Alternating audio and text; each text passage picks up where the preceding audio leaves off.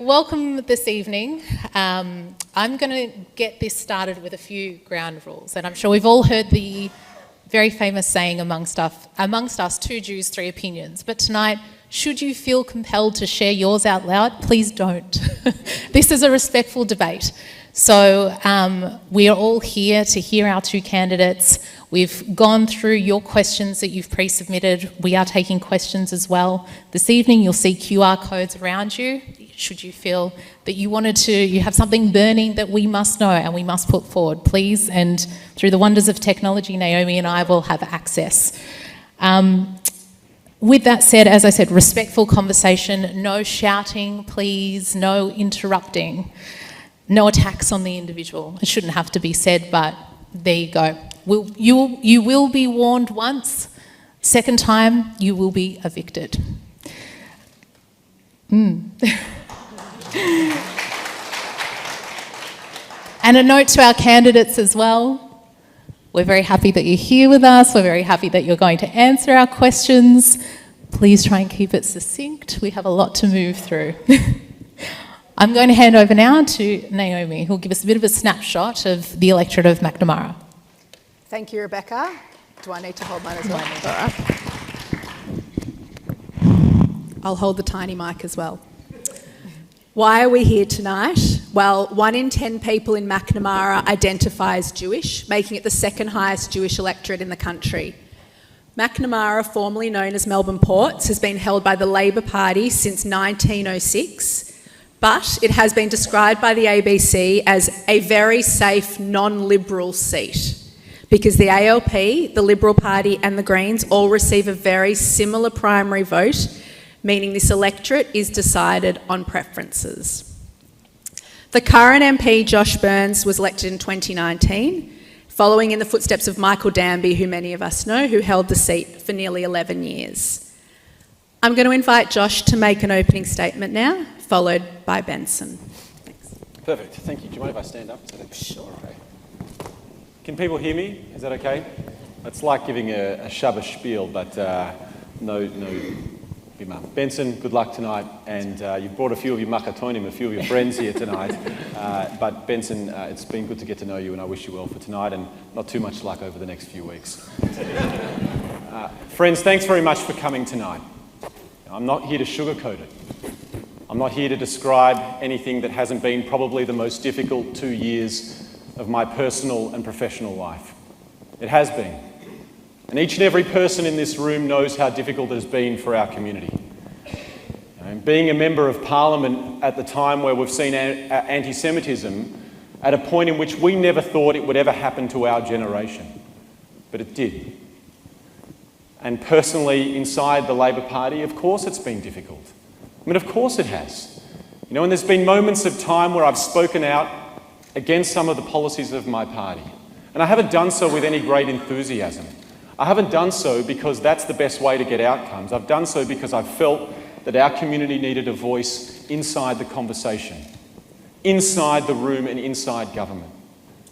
But what I've tried to do more so than speak out is to get things done for our community.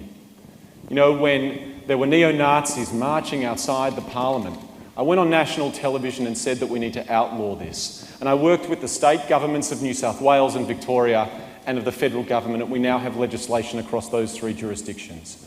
When 600 Jewish creatives were doxxed, I stood up publicly and said that we need to outlaw this. And we now have legislation that was passed through the federal parliament that has outlawed doxing. You know, when a Adass synagogue burnt down, I was the first MP to arrive there.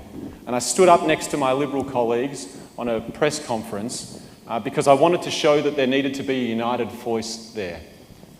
Now, I then set to work with the community, with the Adass community, to actually do the work of trying to figure out how to rebuild the shul, the insurance and all of the planning and all of the stuff that needed to get done.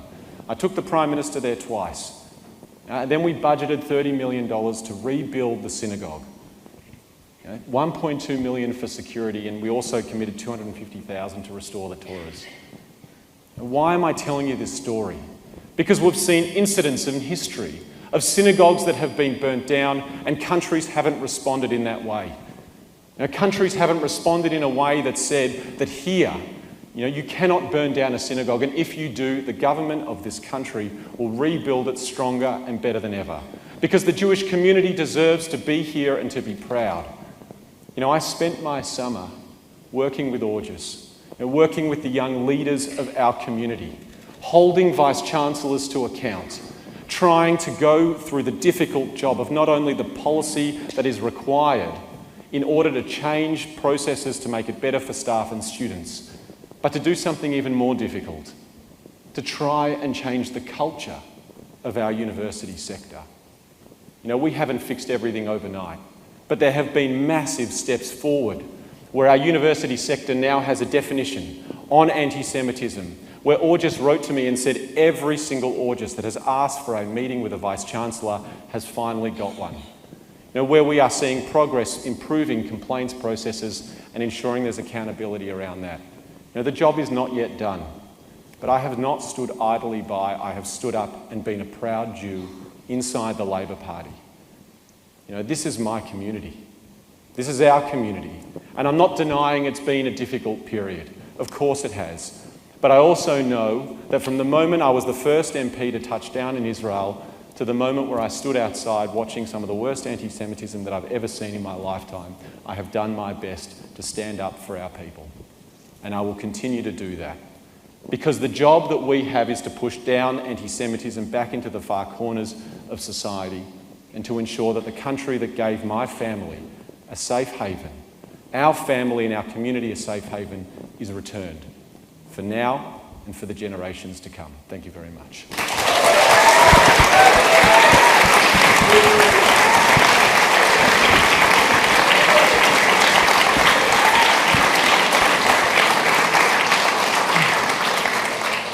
Thanks very much, Josh. And can you all hear me? Okay.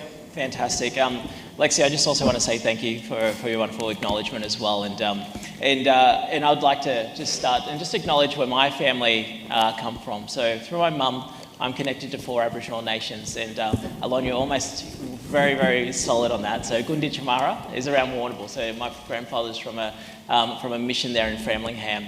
And then if you start up around Swan Hill, where my grandmother is from, so Wemba Wemba, you travel south, Jadua Jali, Wirragai, and as I mentioned, Gunditjmara. And my father is from a very small village called Lafu, which is from New Ireland province in Papua New Guinea. And mum and dad have a really amazing story. And my personal story actually doesn't start with me. It starts actually with my mum, who grew up in a tin hut with dirt floors on the outskirts of a small town called Bordertown, actually the birthplace of Bob Hawke. And by virtue of being Aboriginal, she was not, along with her family and her 8 siblings, were not allowed to live in towns. They lived across the train tracks in a paddock. So that saying that we all have is, one man's trash is another man's treasure. That was very much my mum's upbringing. So her toys, the furniture, was very much from the local tip. On my father's side, it's a beautiful place where he grew up, where he was born. And to get there, you fly a few flights up to Kavieng, and then you jump on the back of a truck and you drive 3 hours up this beautiful island called New Island. And on one side, you've got this flowing gardens that come out of that are still being used, and the gardens that are still for subsistence living. And then on the other side, you've got this beautiful open ocean that just flows out. And so you drive 3 hours and you go across onto the west coast and you come to our family's village, which is still with thatched roofs, cooking over open fire. And my father was actually born on that beach. So we don't actually know how old he is. And when he was quite a young man, about the age of 17, he actually had a calling.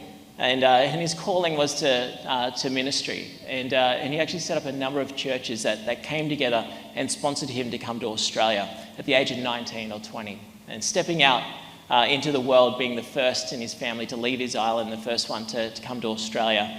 That's where he met my mum at Bible College. She herself felt a calling to step forward and to follow a particular path guided by a greater power. And when I think about the foundation that my mum and dad have provided me, has been very much around culture, which is such a foundational part of who I am, and then also faith, which really enables me to step out into the world and like my father, step into to take on challenges. And it's actually that element of taking on challenges or to leading with purpose that has really behooved me to put my hand up when I brought my family back from the US, where I was based across there as an Australian Consul General and Senior Trade and Investment Commissioner. Coming back into Australia, moving back into Macnamara, a place that we've always loved when my wife and I first moved from Sydney here. And the thing that we love so much about Macnamara is just the sense of great community. And we're very fortunate to have 3 kids, 2 of them going to schools in Elwood, and then my wife and I living in Elwood and building our life. We are deeply invested here. But there's 2 things that really stood out for me since coming back to Australia. The first one was the referendum. And regardless of how you voted with the referendum over 18 months ago, the thing that really shone through as a significant failure was that there was really no plan B.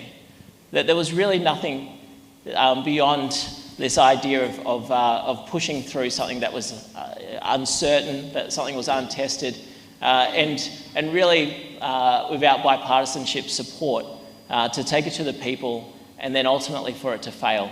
And I woke up on the day after and there was no plan B.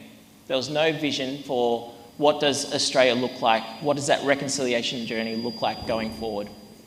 The other thing that is very close to each of your hearts was October 7th. Now, as an Australian, it was actually here in Australia what was the greatest travesty was actually what we saw on the steps of the Opera House, where the Israeli flag was burning, where we heard chants that we'd never think that we'd ever hear in our life. And then we heard complete and utter silence.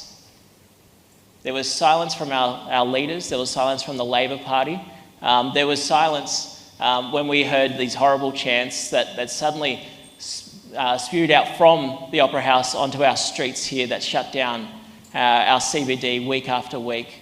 When we saw it on university campuses as well, continued silence. When we saw horrible graffiti and anti-Semitic writing on Mount Scopus, and systematically, and continually, we have seen this growing scourge of anti-Semitism over the last 18 months. And when I speak to you, when I meet with you, the thing that I hear most is that the community does not feel supported, does not feel like the government have their back.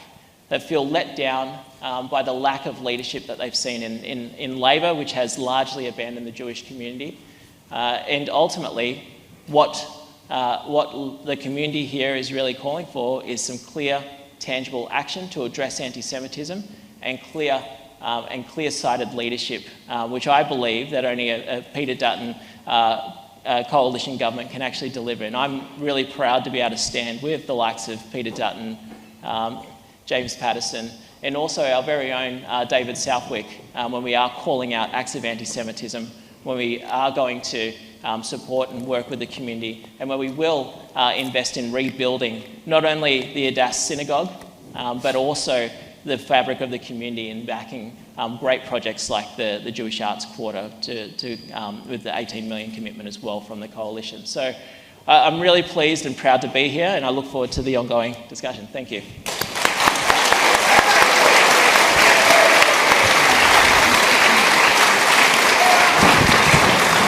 Thanks, Benson. Sometimes moderators start with an easy question to, lull the candidates into a sense of comfort, like security. Josh. Yeah. Will you be putting the Greens last?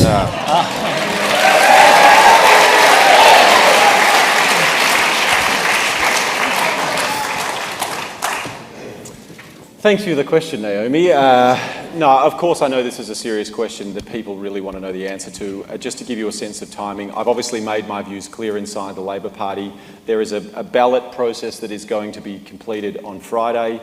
and then the nominations will be drawn and all of the candidates will be listed. There won't be a how to vote from any political organisation that will be released before then, so it's only days away, and then we'll give the full answer. But let me say two things on the sort of broader principle that I think people will have a sense of where I'm coming from.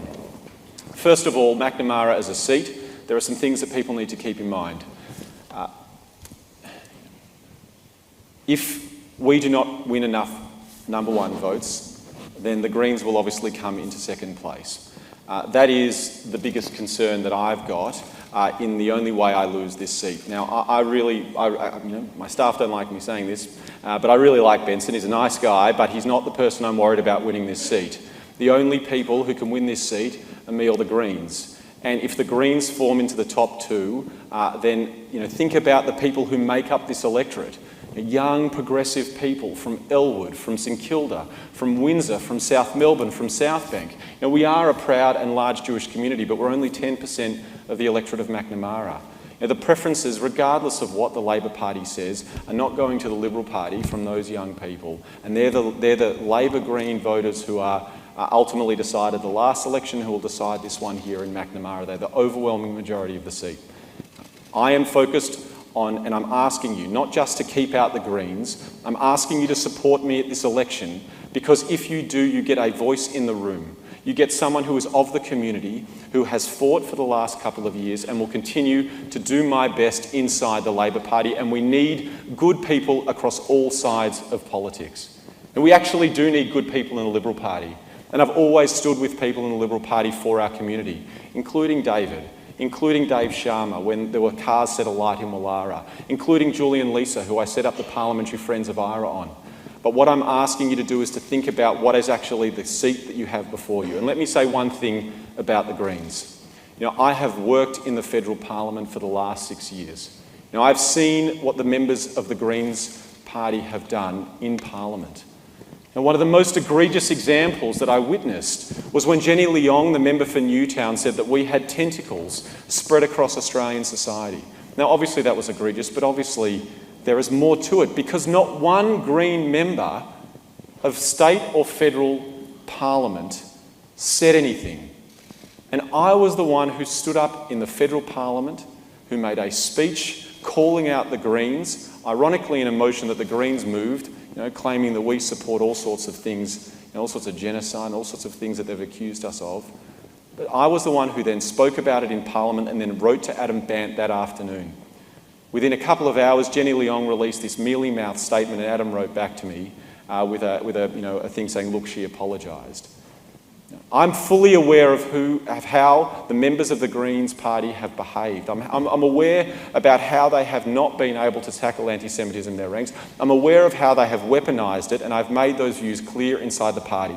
But what I'm asking you tonight is not just to vote for me so that we keep Macnamara not being represented by the Greens party, but because I will keep working for this community, now and into the future.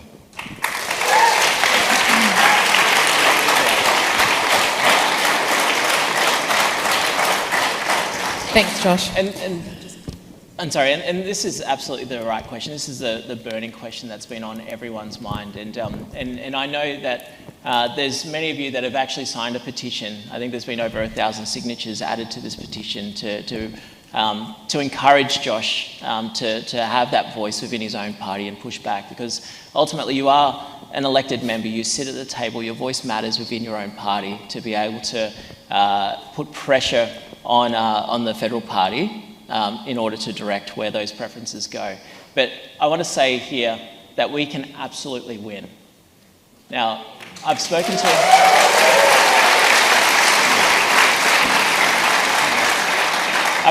to many of you, and I understand the frustration and the anger towards Labor. And you're not alone. It's right across the electorate. The amount of people that have historically voted Labor across Port Melbourne, Middle Park, Albert Park, who look at what's happening here at the state level, what's happening at a federal level, and are determined to kick Labor out. And it's with that I'm encouraged the work that we are doing, that we're out there every single day with our amazing volunteers. As many of you very kindly hosted a call flute and a sign on your fence. Now, we've had over 500 of these corflutes right across the electorate. We've got over 60 of the big billboards. We've done a significant amount of uplift in our engagement right across the electorate. And while Josh points out that there's a contingent of young voters that are out there that are really passionate about, obviously, climate change, they're passionate about housing, this is something that me as an individual within a party are deeply passionate about. As an Aboriginal person, we view ourselves as custodians. I'm thinking about what the next generation will inherit. I'm thinking about what my 3 kids are going to inherit and what kind of world that they're going to live in. And the only way that we're going to deliver that is be able to deliver a strong government that stands up against the tyranny of terrorism, that stands up for Australians, that thinks about what's good for Australia today, but then also what is good for Australia in the next 20, 30 to 40 years. And that's the kind of leadership that I want for my kids to look at. And this is the right question, because we do know the only way that a Green gets elected here, it happens if you vote for the party that is preferencing the Greens. And that party right now is Labor.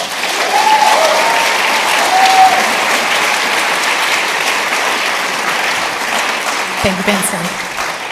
I want to bring it back to this community and one of the very real concerns of it and what has plagued it for the past 18 months. And you've both spoken about anti-Semitism.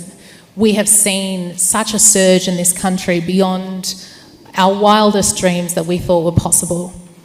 And the fear that it has caused within the Jewish community of Australia, of which Macnamara is the second largest electorate in the country of Jewish people. Fear to the point of people sleeping with hammers or baseball bats under their bed, or because of what we have seen in this electorate. Your own office was firebombed. We saw Jew die on the walls of a Jewish school. We've seen the Burger Tree rally out the front of a synagogue on Shabbat. What has gone wrong here where you have so many Jewish people who have lived in this country for generations very comfortably in good positions actually talking about the idea of immigrating to Israel as an alternative because of the fear that they hold? What's gone wrong, and what will both of you do to bring that fear back and let the Jewish people of Macnamara feel safe again? Josh? Sure. I mean, it has been real, right? And of course, my own office and my own team have faced it. I mean, you only have to pick up a phone and see the vile anti-Semitism that we've seen on a daily basis. I think in order to combat it, you have to understand the different manifestations of anti-Semitism. We have manifestations of anti-Semitism on the far right, of neo-Nazis, gathering to try and have these public displays of anti-Semitism and of white supremacy and this old bigotry. That needs to be tackled via specific legislation and crack down on those sorts of incidents. There's also been what I would say is a far more concerning sort of larger cultural issue of people using the conflict in the Middle East as somehow having an excuse to target the Jewish community in Australia. And that has been one of my focuses, is to try and push back and say a couple of clear things. One is that there is no excuse, there is no justification for targeting a Jewish community or a Jewish institution in Australia under any guise, especially not whatever you might think is going on in the Middle East. The second point to make is that where there has been legislative gaps and where there has been clear instances of laws that needed to be fixed, I have tried to be the person who has driven that inside government. We have had significant legislative reform. Now, I would say this, right? I speak to the CSG regularly, and there is still levels of anti-Semitism that are much higher than the daily average. I am hopeful that there is a corner that has started to be turned that sets us back on a trajectory where we are more normalised here in Australia. And the CSG's numbers are slowly starting to indicate that. Now, does that mean that we have got there? Under no circumstances. But the way in which we continuously push back against anti-Semitism, of strong legislative reform, of ensuring that the Jewish community has the support and the protection and the engagement, as well as the broader education piece, is one that I've been a part of. And the final thing I'll say is this. We have not just funded security institutions and security upgrades for the community. One of the other things that I was really pleased to see the Coalition support as well is the Jewish Arts Quarter. Now, why is this important? Because the Jewish community here in Australia isn't just a community that needs to hide behind security gates. Now, the Jewish community traditionally has always been one where we are proud and welcoming and we express ourselves publicly and in all different facets of society. And Jewish creatives have been one of the worst and most excluded groups of anyone in society. It's okay.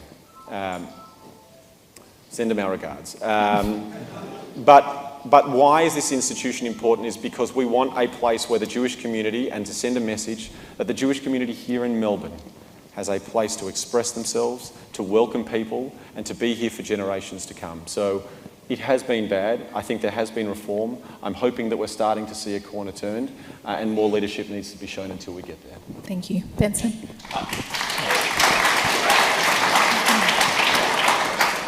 I think Josh finished where I think probably should have started around strong leadership. It should have been shown, and really from.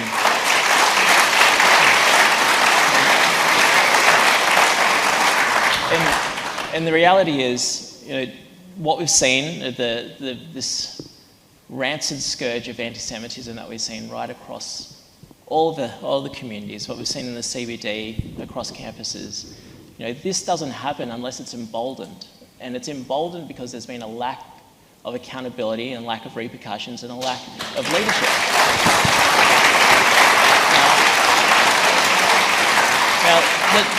Setting the tone for a nation, so the responsibility of a federal government is to ensure the safety and security of its citizens. And with weak leadership that we've seen from Prime Minister Albanese and Foreign Minister Penny Wong, we've seen this standard that we accept as Australians as to how we like to operate and how we expect our communities to interact and live together.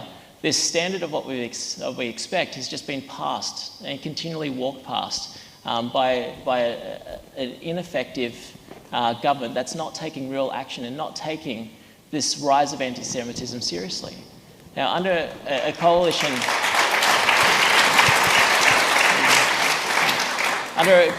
government, on day one, Peter Dutton has said he will stand up an interagency task force, which is going to bring together the Australian Federal Police. It's going to bring in a number of our intelligence agencies. It's going to bring in AUSTRAC, because we know, and the government has reported this, that we are aware that there are foreign sources that are funding a lot of the activity that's happening here right across our own country. And so to stand up this interagency is just the beginning. It's also the powers that they actually have. And one of the critical elements of this particular interagency task force is actually to retrospectively investigate and prosecute acts of anti-Semitism and incitement to terrorism. That means going back to October 7th, where there has been a weak response and a lack of accountability and a lack of leadership, that we've seen action after action after action, and I know the community have said, when is this going to stop? And unfortunately, it won't stop until clear and decisive action is actually taken, where we actually can address acts of anti-Semitism and also actually prosecute. And this comes to another point when you, in your starting question around the fear across the broader community around community safety. Now, when I speak to communities right across the electorate, the number one issue is community safety and crime. Now, the Port Phillip, we live in Elwood, and the Port Phillip Council and the catchment there, we've seen in the last 2 years 11.4% increase in crime. And this is not just petty crime that's happening. This is aggravated burglaries. This is people invading your homes with weapons. This is cars being broken into and stolen and stripped and sent overseas. Now, this is a significant increase. And again, it comes back to leadership, and the tone of a nation starts at the top. And unfortunately, when that tone is off, we all pay for that. We all pay for that in the rising crime rates. We all pay for that because of acts of hatred, like we've seen on Josh's door, like I had recently when one of my billboards was attacked by a neo-Nazi group in Melbourne that said, Australia for the white man. Now, this does not happen if it's addressed on day one, it's put to an end, and it's actually followed up with real consequences for actions that should not exist in Australia.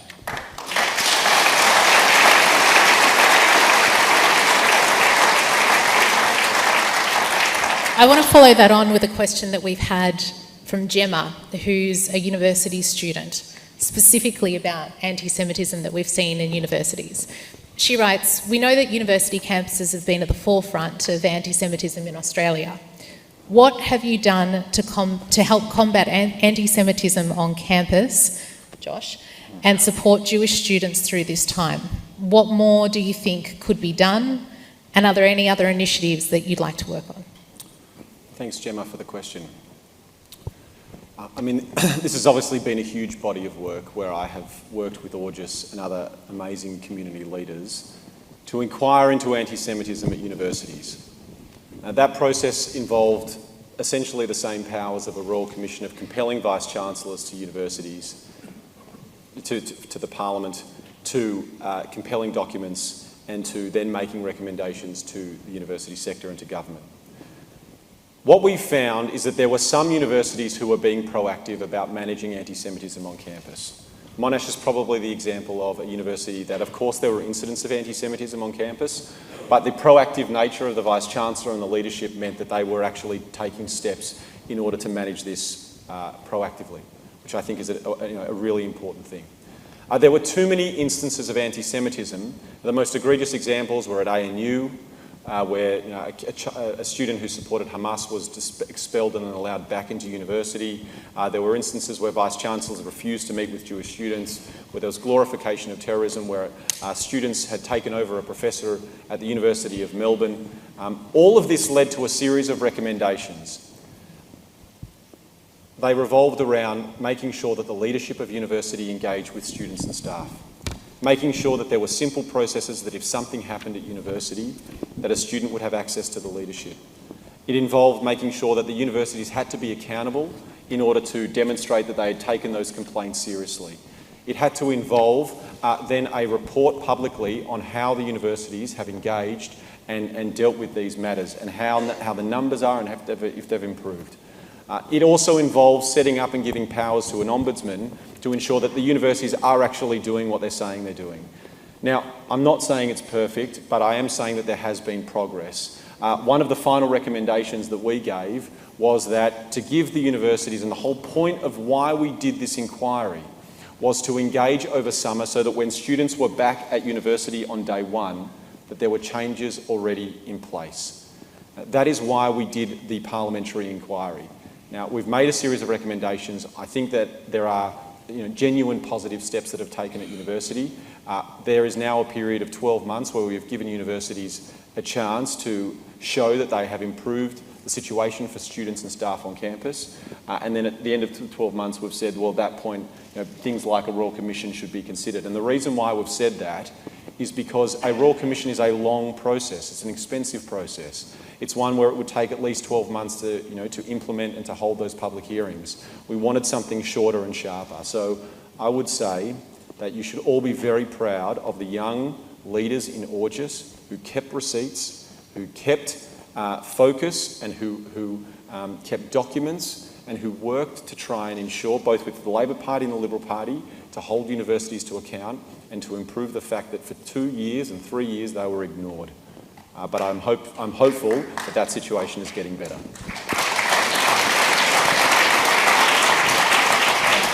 Yeah. And Josh, the work that you've done and pulling the Vice-Chancellors together and actually holding them to account has been really, you should be really proud of the work that you're doing there. Appreciate it. I just also want to acknowledge Eliana as well, as just an amazing student who many of you may have seen online and social media, the work that she's doing on campus as a student, and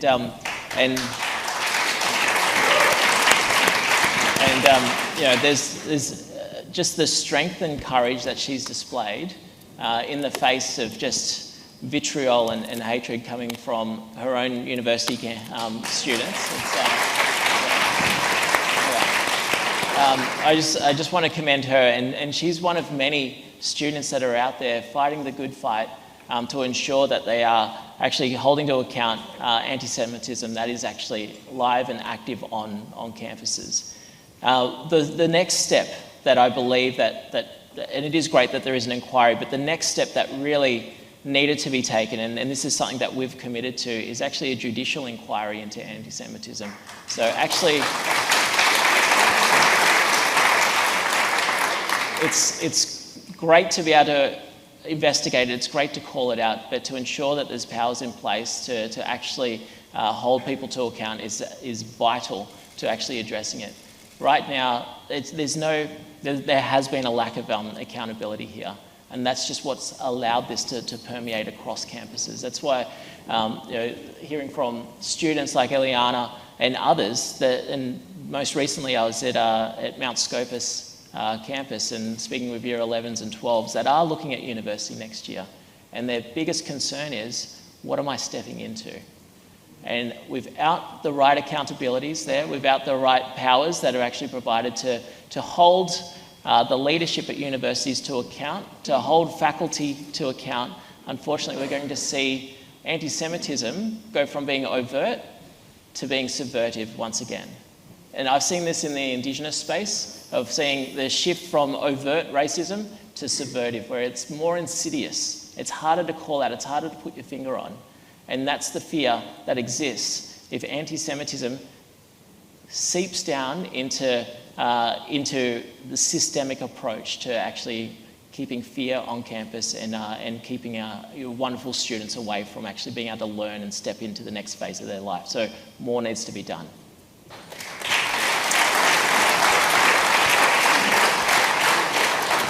Thanks, Benson. While I haven't been sanctioned to do audience participation, my bet is that if I asked for a show of hand of who is a Zionist in this room, everybody, or virtually everybody, would put up their hand. So I'm going to turn to Israel now. Many Jewish voters in Macnamara have felt betrayed by the Labor government's stance on Israel, and just to revisit it, there's been a repeated commitment, including this week, by senior members of the party to recognise a Palestinian state, while terrorists have continued to fire rockets into Israel and why hostages still remain in Gaza. Australia shifted its votes in the UN on a number of anti-Israel motions. Foreign Minister Penny Wong visited Israel but decided not to go and show her sympathy with the communities down south. And there's been an inability of ministers to condemn anti-Semitism, even after clear incidents of Jew hatred, without also calling out Islamophobia at the same time. I'd like to get a sense, Josh, from you. How do you sort of justify this to those in our community who feel a sense of betrayal from the Labor government, which in the past has always been a friend of Israel?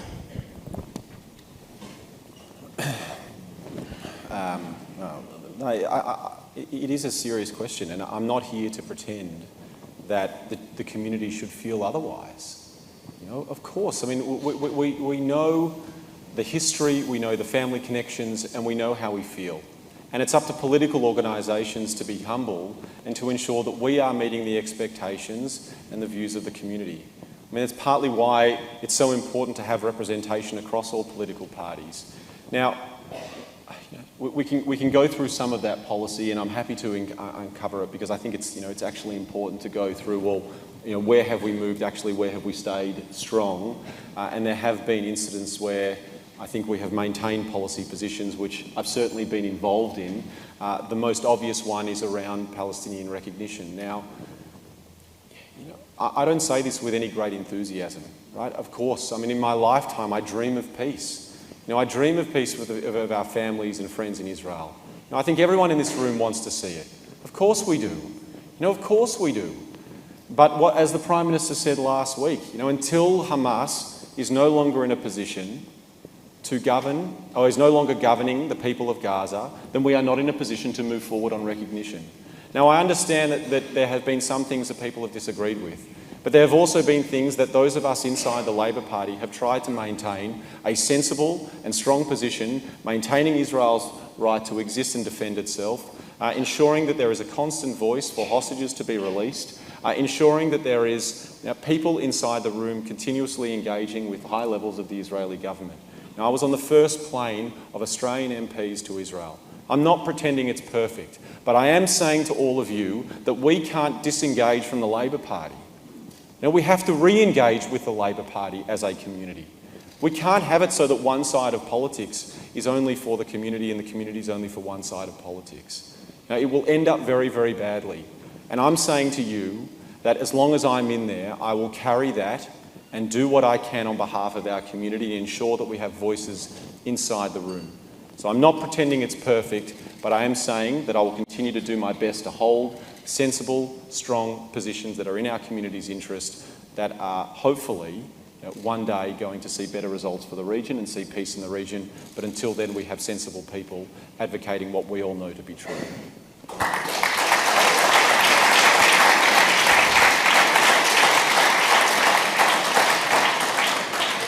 And Benson, I just ask you, what would the Liberal Party have done differently on some of those issues? Where would you have taken different steps? Yeah. Well, I might just kind of touch on some of the aspects there. And I think what's abundantly clear is that it's actually the Labor Party that has left the Jewish community. And what...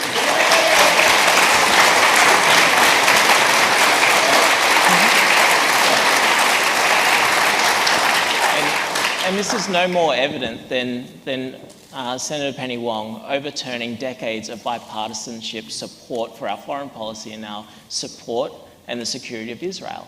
And that's happened at the UN, at the highest level, against briefings from her own agency, from her own department. And so that's a very clear indication that Labor have their priorities around the wrong way. Now, and no one here needs to be reminded as to what happened on October 7th. And no one here needs to be reminded that it was the greatest loss of Jewish life since the Holocaust. But we've said it so many times that we can often forget the weight of what those words actually mean. And to know that there's still over 50 hostages being held in Gaza or somewhere, and many of those lives already being lost, then to think that our foreign policy is to overturn a stance that we have around ensuring that Israel has the right to exist, has the right to defend itself, and has the right, as every nation does, to bring to justice those that seek to do harm against their own citizens. And so it clearly shows that what we've seen in the last 18 months, that Labor is no friend to the Jewish community, it is no friend to Israel, and there's work that needs to be done to actually mend that. And what we would be doing...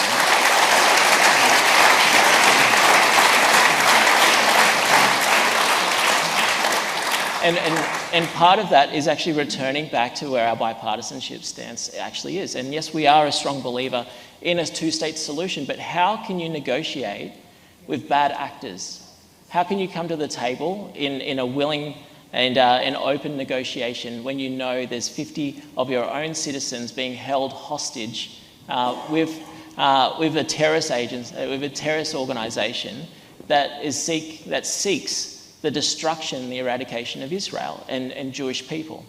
So right now, when we see the shifts in foreign policy, when we see the weak action here in anti-Semitism, what I say to that is Labor has its priorities wrong, and Labor does not have the best interests of the Jewish community at heart.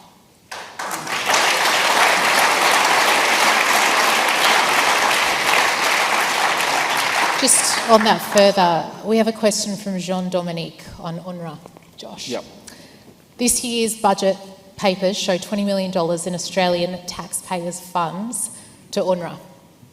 It's proven UNRWA was infiltrated by Hamas operatives who took part in the October 7 atrocities.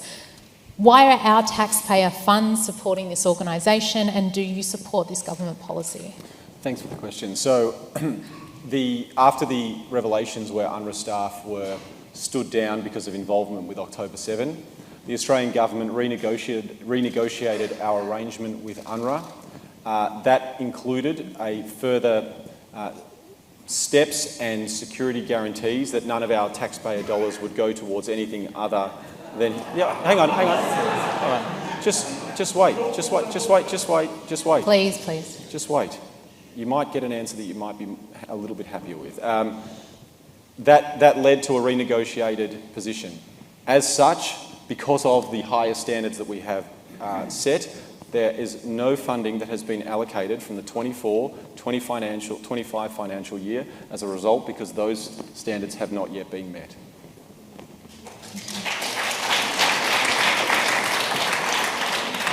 Can I just quickly make a... So in 2014, I was appointed by, at the time, Senator Bob Carr, who was the Foreign Minister, to the National Commission for UNESCO. And in 2014, there was significant concerns in regards to where funding was coming for a lot of these UN agencies. And at the time, we didn't think too much of it. It was many years ago, obviously over 10 years ago. But what we have seen is the influence of significant donations coming from nation states, and obviously we're very aware of the financial influence that Iran is having in regards to funding Hamas and a number of terrorist agencies across the globe. There is some significant concerns in regards to the integrity of our international agencies, and I've worked at the UN. I was fortunate to be the Australian Youth Representative to the United Nations, and I was based in New York, and I worked on 2 negotiations on behalf of Australia. And it is an amazing institution.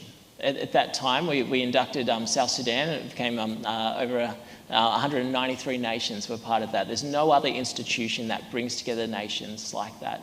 And it is an amazing institution, and we should be incredibly proud of the UN. However, there's important work that needs to be done around ensuring the continued integrity. Well, the integrity, let's start there.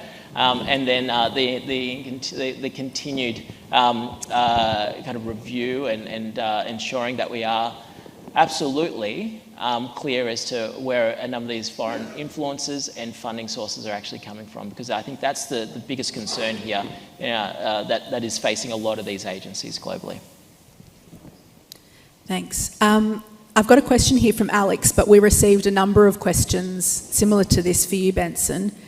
How did you become pro-Israel? Yeah, it's a beautiful question. So as I've mentioned, my father is a minister. So I was actually always raised in a Judeo-Christian household.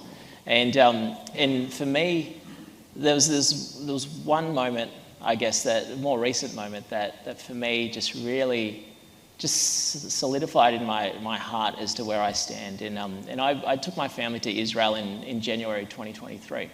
So it's been the lifelong trip that my parents have wanted to make. And it was amazing. So we did a 10-day Holy Sites tour, and we were standing on the banks of the Sea of Galilee. And it was actually a cloudy day, and in the Christian Bible was it says that the disciples, they go out into the sea, and if you've been there, it's not very big. Israel's not very big, but it's not very big. And the scripture says that they lose sight of land because the clouds come down and you can't see the other side. And my father and I were standing there, and he calls me son. He doesn't call me Benson. He goes, son, I could understand if you're out there and you lose sight of land, how you could easily lose faith. And he said, I've been talking about, I've been preaching ever since I was young. And he has been, ever since he was little.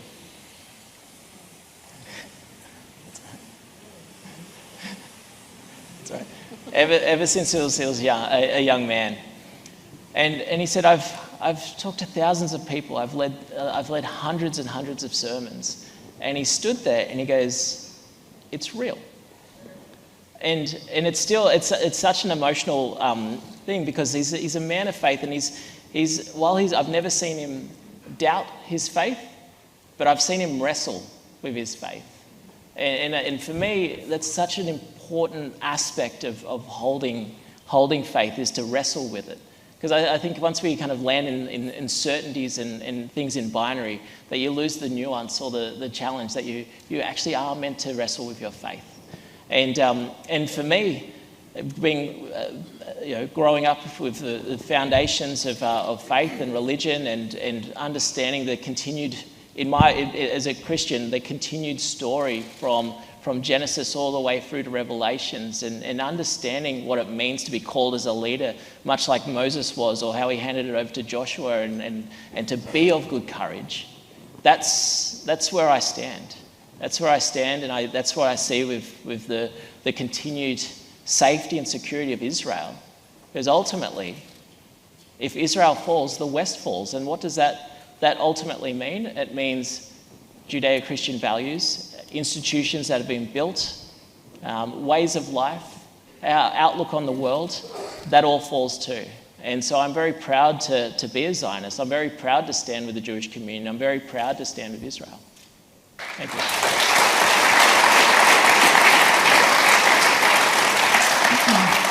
Thanks, Benson. Josh, I want to ask you, Josh, while we're on the more personal aspects, you mentioned you were amongst the first group of MPs to visit Israel just 2 months on an AIJAC run-bum study tour. Yeah.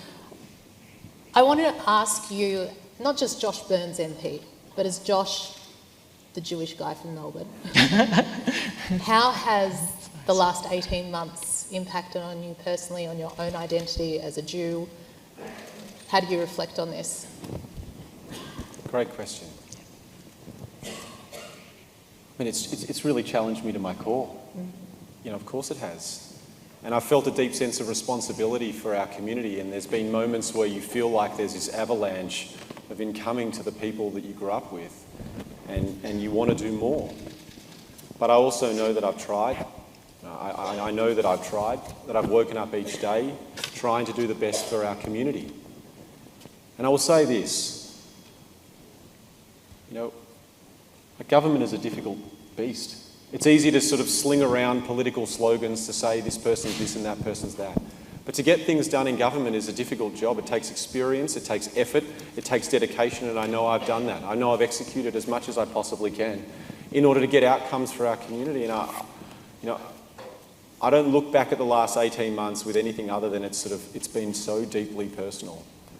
I remember the image that when I was in Sderot, and there's this sort of roundabout that you have when people are going into town. And we were there with Benny Gantz, of all people. He happened to be there at the same day as us. And the mayor of Sderot was showing us images of what had happened on October 7. And there was a father carrying a daughter, and he was running away from 2 cars of machine guns coming after him. And he was killed, and his daughter, who was the same age as mine, was left there standing looking at her father. That image will never leave me, Rebecca. The image of looking at Adass and seeing a synagogue in our beautiful city burnt down, it'll never leave me. To see my old school have the words "Jew die" written out the front will never leave me. But I know that for every day I've been in this position to represent our community, I have used my voice, that I've tried to get outcomes for our community, and that I've been inside the room trying to get things to help our people. Excuse me. That's okay. No interruptions, please. No interruptions. I'm not going to honour that with a response. I'm just going to say this, folks, that of course it's been hard, but I stand here today honestly and sincerely to say that the amount of times that the community has come together and has worked together and has tried to implement things and to work through government, I've been proud to stand up for our community. It is who I am. I am a Jew. I'm a proud Jew. I always will be, and I'll always do my best for our community. Thank you.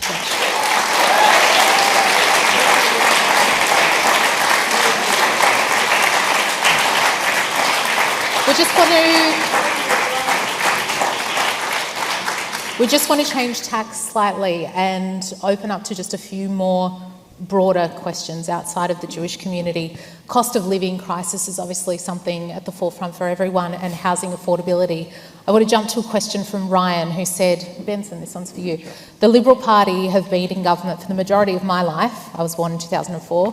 Why should I have faith in the party to deliver on housing affordability when the Liberals have had a decade to fix it? Yeah, and look, I'm a long-time renter, so housing affordability is something that's really critical to me and my family. It's something that is an aspiration that I think is absolutely critical, and as a broader issue is very much around livability as well. So ensuring that we're building communities and precincts that want to bring people together. But I guess one of the big challenges that we've had here, particularly in our wonderful suburbs across Port Melbourne and Middle Park and right across, is actually getting the right, environment that actually is conducive to development and growth and building.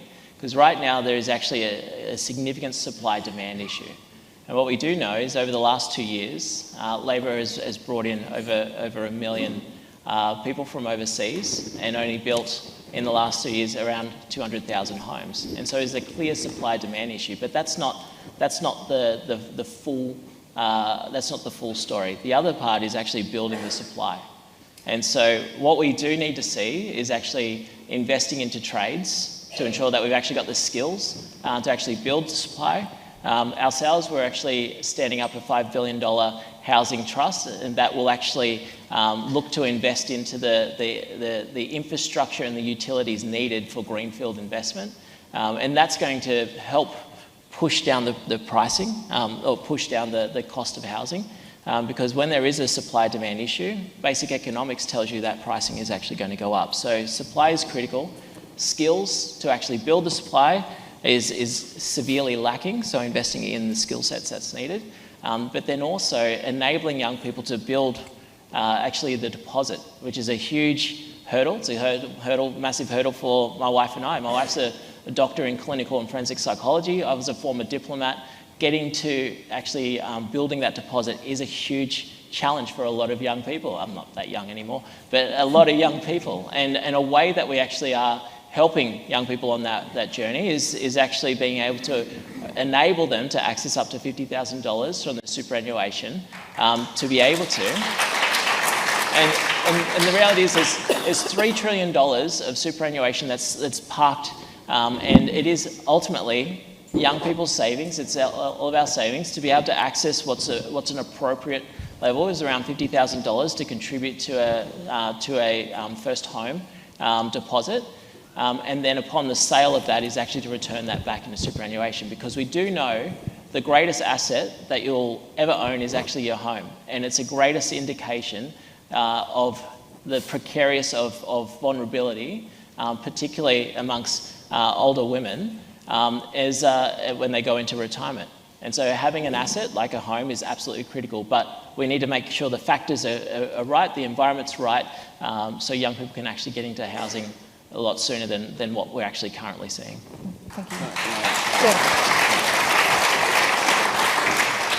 So this is all part of the sort of, I think, really important policy debate that our country is going through. And let me respectfully outline why I think Benson has outlined a policy proposal that is completely not the right one for this country. First of all, superannuation for housing. That was done in New Zealand. It drove up prices dramatically and home ownership declined. It also ripped people of superannuation, which accumulated over time. Young people in Australia don't have $50,000 of superannuation. Some people might, but most people have between $20,000 and $30,000 of superannuation. It actually is going to lock more people out of the housing market. What is the option that we've tried to do in order to stimulate supply growth in the housing sector? It's been to try and work with the states and territories to unlock planning and unlock the costly delays in housing projects that has meant that people are not building as many homes right now. We've also tried to stimulate the growth of housing via the Housing Australia Future Fund, which goes towards social and affordable housing and housing for women and children fleeing domestic violence that Benson was also referring to. We also have put in tax breaks and tax receipts for businesses and property developers to be able to build for rent, which is a huge program that is going to make sure that there is more affordable homes across the country. Now, housing is one of those impossible things that we can't fix overnight, but actually if you take a suite of policies that we can address this in a sensible way that doesn't rely on robbing people of their retirement and their superannuation, I think we're going to be able to make a dent into this. So I would say to the Liberal Party that if they really wanted to address supply, they shouldn't have opposed every single measure that we've introduced into the Parliament that were actually going to address supply. What they should have done is supported the government. If they think there was further things that could have happened, then they can outline that. But that's not what's happened. What we've actually tried to do is increase supply in the housing market to try and ensure that young people have access to a housing market, also via the shared equity scheme. And that is a lot of work that I'm very, very proud of that we've done in the first 3 years of government. Thank you.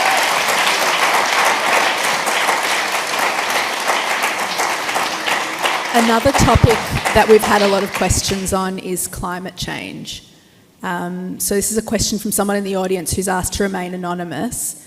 Most major surveys of Australian attitudes to climate change suggest that between 60 and 75% of Australians are deeply concerned and want their governments to do more. It stands to reason that similar proportions of the Jewish community feel the same. What will you and your parties do to represent those thousands of Jews and ensure Australia is doing its fair share to cut pollution this decade and harness Australia's opportunity to be a global renewable energy superpower? Yeah, sure. Yeah. Look, I think even that element of a global renewable energy, I think that is absolutely an area that we need to play in. So right now we have 40% of the grid is made up of solar and wind and renewables. Now, under a Liberal government, we'll actually be looking to increase that. We need to invest into batteries as well, but the reality is that here in Victoria, and actually one of the great resources that we're blessed to have is gas. And we need to get more gas back online, because gas has always been, and really for the last decade, has been acknowledged as going to be the energy source that is going to enable that transition. Unfortunately, here in Victoria, there's been a very anti-gas movement, but that is going to be the energy source that's going to enable us to transition not only our energy, but also transition our economy. Like I said, it is not going down an ideological path of just renewables. We need to think about the appropriate mix. And obviously, one of the key plans for the coalition is nuclear. And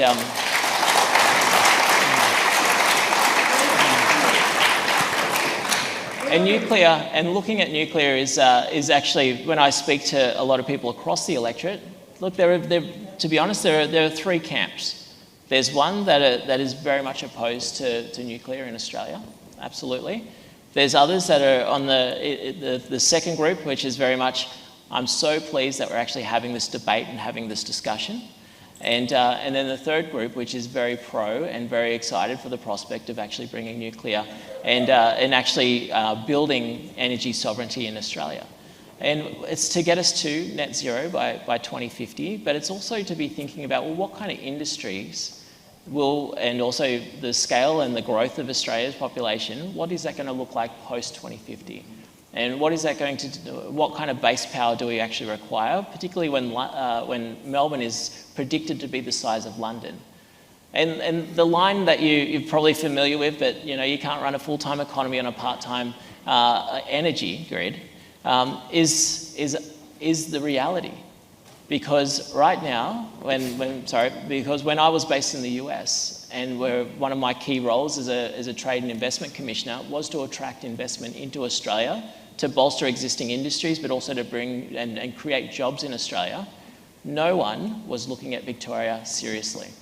They were looking at Queensland, they were looking at Western Australia, that does not have this ideological opposition to serious energy opportunities that are actually going to enable us to transition to being able to supply the appropriate base power needed to actually grow our existing industries, and also think about what are those industries for tomorrow.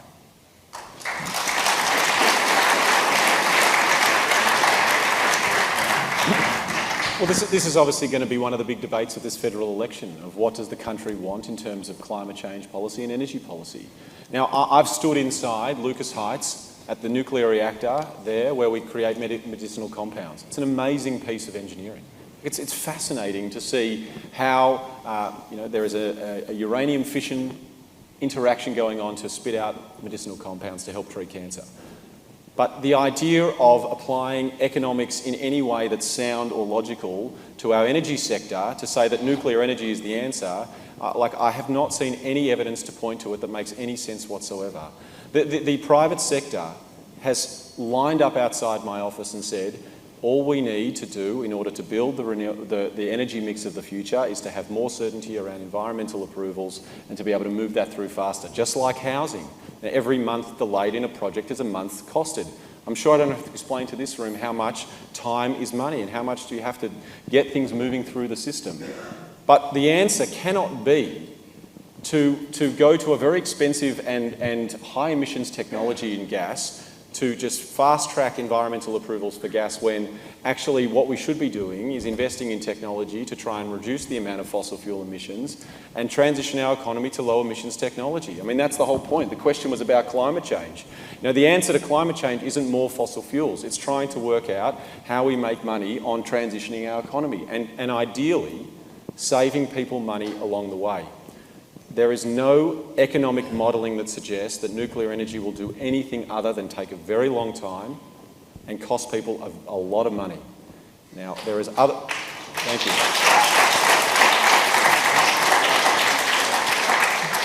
So let's have this debate. I think it's a healthy one. And I think that fundamentally the policy that we have in place of renewables, which is now about to overtake coal as the major energy source in the grid. It happens in South Australia. There's already 100% renewables in Tasmania. It can happen. It's an engineering possibility. And as we move towards it, we need to send strong market signals to ensure that the private sector is on this journey with us and transition our economy. Because if you ask any young person, what do they actually care about? It's not gas. It's doing something meaningful about climate change, and we have to be on this and try and ensure that families aren't paying too much on that journey as well. Thanks, Josh.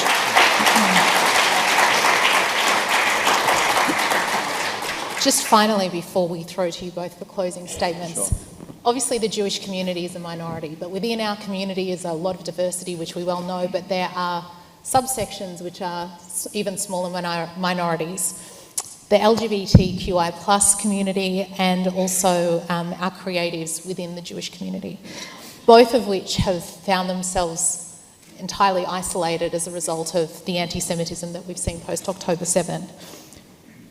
Macnamara is home to the Victorian Pride Centre and also a centre of creative industries here in Melbourne. We've made very, very proud contributions to the arts.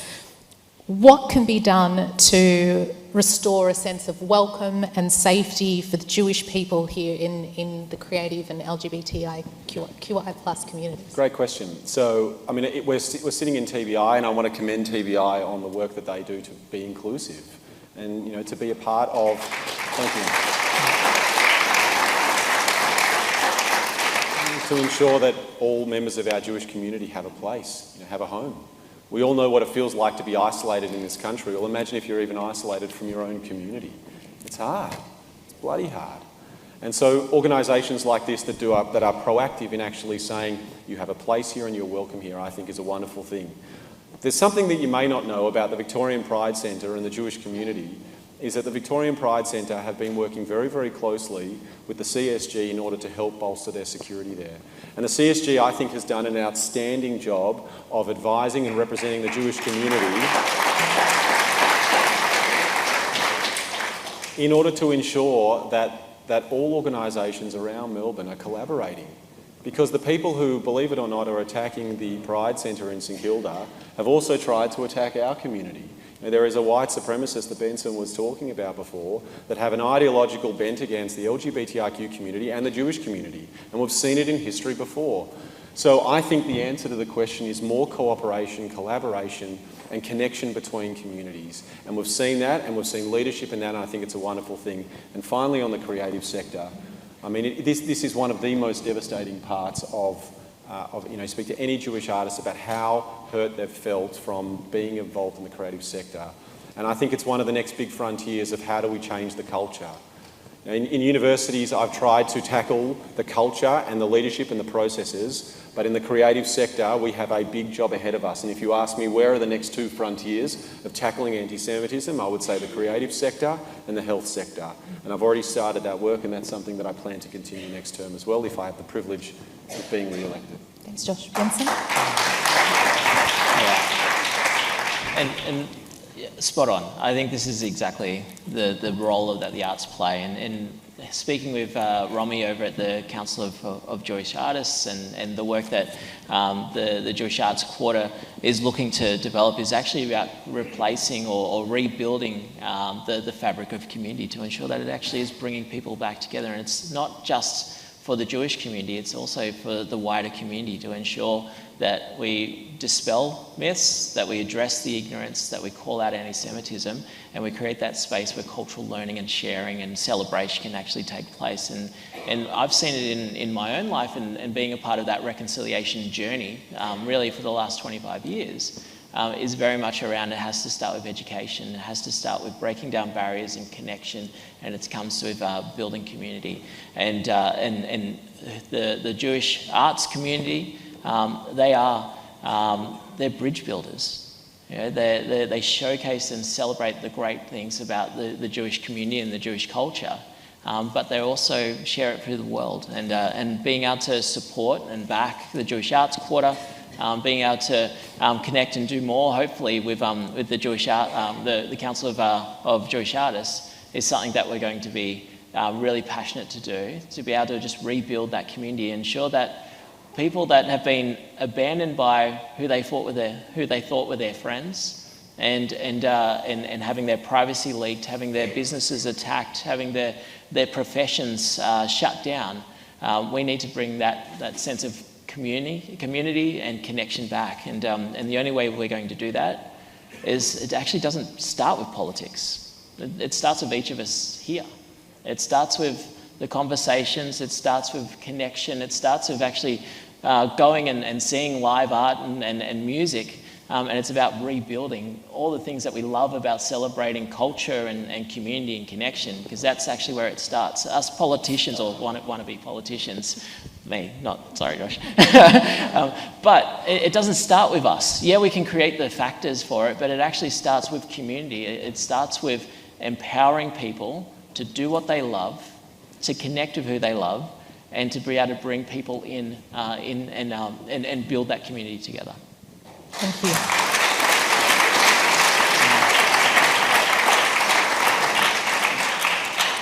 I'd like to invite our candidates to give their closing address of a couple of minutes. Benson, do you want to go first? And then Josh to follow, and then we'll have Daniel Aguillon come and give the vote of thanks. No worries, thank you. Well, I just want to say a huge thank you. Thank you for your support, and I have felt incredibly embraced by the Jewish community, and I feel like I've got a wonderful perspective in the sense of when I think about my own culture, and I have shared a bit about my own culture, but you can understand it is such a fundamental part of who I am, how I view the world, and what I stand for. And I think the connection and the affinity between Aboriginal and Torres Strait Islanders and the Jewish community in Israel is this sense of connection to country, understanding understanding where you stand, understanding where your people have been, sets you up for where you are in the future. And what I've felt over the last really since July, as our team have been campaigning and we've been working hard to win Macnamara, what I've felt from the community is that they have felt let down, they felt concerned, they felt worried, they felt like their security is at risk. And unfortunately, with the rise of anti-Semitism, all the things that we've addressed and touched on tonight, unfortunately, with the lack of leadership and clear-eyed, values-driven leadership that we desperately need in Australia, we've actually let the community down. And I'm really proud to be able to stand here and to put my hand up and say that I will stand with the Jewish community here. I will stand with Israel, and I will stand as a strong representative for Macnamara in Parliament, if I'm fortunate to win your votes and fortunate to represent Macnamara, that you know that you have a friend in me, you have a strong advocate in me, and I'll continue to fight for and address the issues that we are seeing right across our communities around cost of living, around crime, safety and anti-Semitism, right through to the key issues that are impacting our household budgets. So you have a strong advocate in me, and I'm really grateful for all the wonderful support and being embraced by the community. Thank you very much.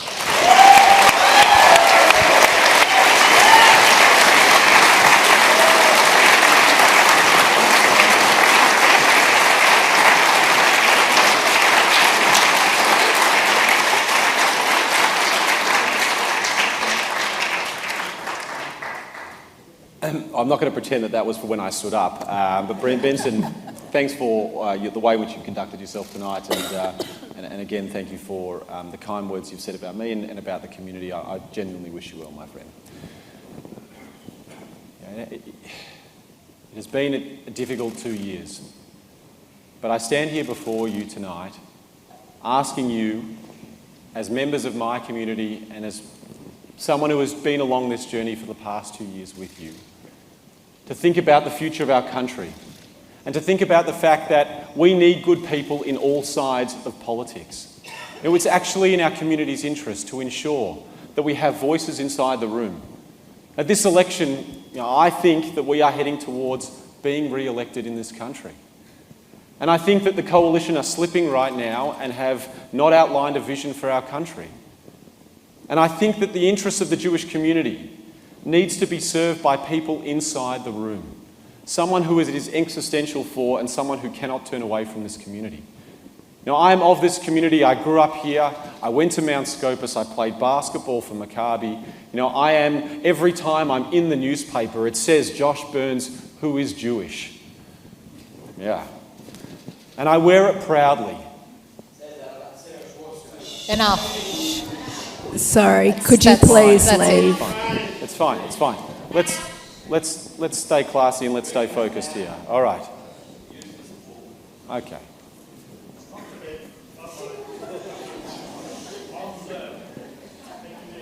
Sei gesund. But what we need to do as a community, and I'm saying this sincerely, is not turn our back on an institution in this country. I've tried to get outcomes for this community, and I have. I've made legislative change, and I've been able to secure significant amounts of investment into this community for security and for the future. And when I look at what I want leaving and turning into this election and turning this election into is a turning point for our community, is to try and ensure that what we have seen in the past is not repeated, that we have efforts across the political spectrum, and that the Jewish community is able to express itself freely, strongly, proudly, right here in Melbourne, in Australia, in the city and country that we love. Thank you very much. Benson. Thanks, Mick. Well done.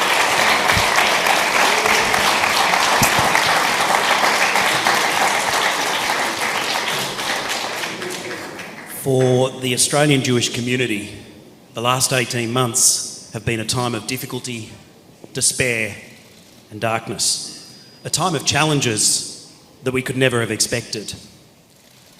Tonight, however, we have two outstanding candidates for Macnamara. Both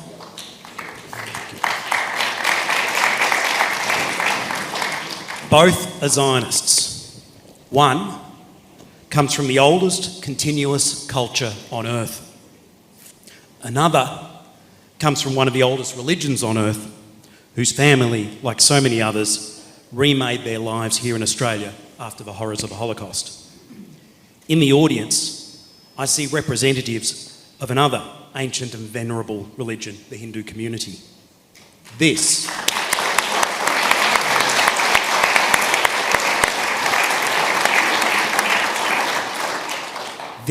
members of the audience, is modern Australia. It is an Australia that, to use the words of our anthem, is one and free. For the first time in 18 months perhaps, tonight I see an Australia that gives its Jewish community hope for the future. Josh and Benson, thank you both for giving us that hope tonight. I do not think I've seen candidates who are more complementary and supportive of each other. If we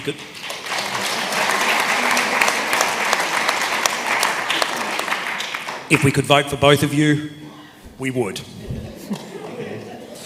Whichever of you is elected, the people of Macnamara will benefit and the Australian Jewish community will benefit.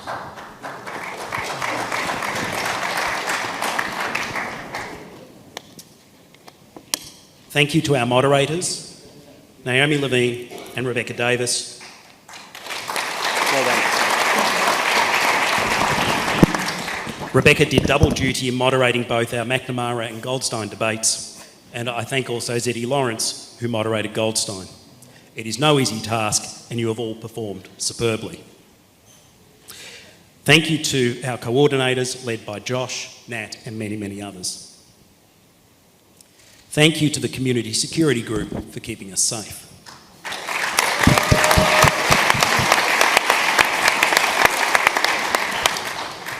Many in the Jewish community have asked how they should vote, how they should allocate their preferences. Communal organisations have legal limits on what they can say. We can speak to issues, we can praise, and we can criticise, but we cannot campaign. That is the law, and it is a good one. We may inform, represent, and advocate, but you, the people, decide. When you decide, remember that your vote matters. It matters to Australia, to Macnamara, and to the Australian Jewish community. To all of you, I wish you Chag Pesach Sameach, a happy Passover, and good night. Thank you. Husband wants us.